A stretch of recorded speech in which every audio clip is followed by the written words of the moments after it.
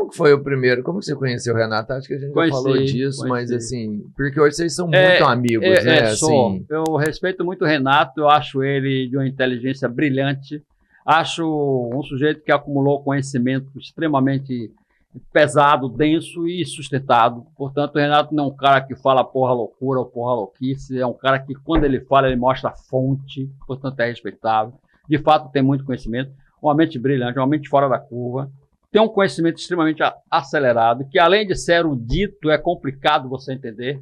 Você não pode, tendo um raciocínio mais lento, interpretar e entender o avanço que ele coloca as coisas.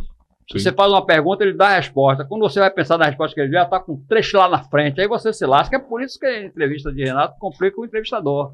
Porque a velocidade de raciocínio dele é muito grande. É o bug que a galera Mas dá, é bom, né? É certo, é fundamentada, a não ser algumas opiniões pessoais, mas predominantemente o que ele fala tem fundamento. Por isso eu respeito muito ele e conheço de onde ele tirou esse conhecimento.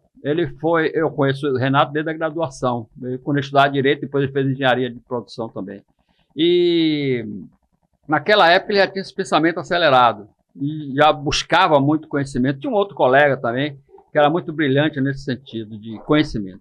E aí eu acompanho o Renato na graduação, eu era professor da Católica nessa época, professor da Federal também, mas na Católica principalmente, foi onde eu conheci. E depois eu acompanhei o mestrado dele, né? Analisando a dissertação, o projeto, sugerindo algumas coisas. Foi brilhante a dissertação de Renato. Quando ele fala de economia, se segure, porque o cara sabe o que está falando. Quando ele fala essa história de valores, moeda, acumulação, o cara sabe o que está falando, não é um louco falando alguma coisa. Agora, aos olhos do ignorante, ele pode parecer alguém que não tá dizendo coisas sérias. Analise. Outra coisa, futuque que ele vai lhe dar fonte. Portanto, é um cara brilhante. Aí eu acompanho ele nessa fase do mestrado. Eu até tenho a dissertação dele digitalizada no meu computador até hoje. Bacana.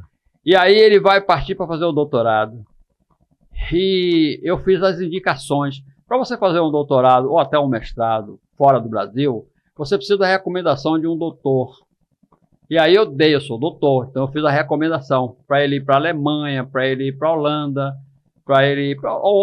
não sei mais qual outro país, mas os três, eu fiz as 3 recomendações. As 3 cartas de recomendação que eu fiz foram validadas e ele fez.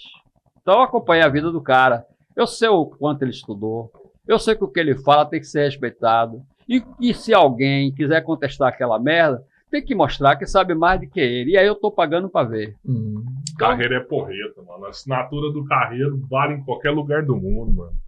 Nesse aspecto, sim, por causa do peso acadêmico, né? Eu fiz o doutorado, fiz o mestrado, enfim. Então eu tenho, de fato, uma bagagem acadêmica que tem que ser respeitada. Eu disse aqui no início que eu não gosto de o cara me chamar de doutor nem me tratar por senhor, que eu estou correndo dessas coisas. Mas o peso acadêmico do que eu conquistei, óbvio que está validado. Então, a minha recomendação como doutor vale lá, o cara fazer um curso no exterior. Vale muito. Algumas faculdades até já é recorrente a minha indicação.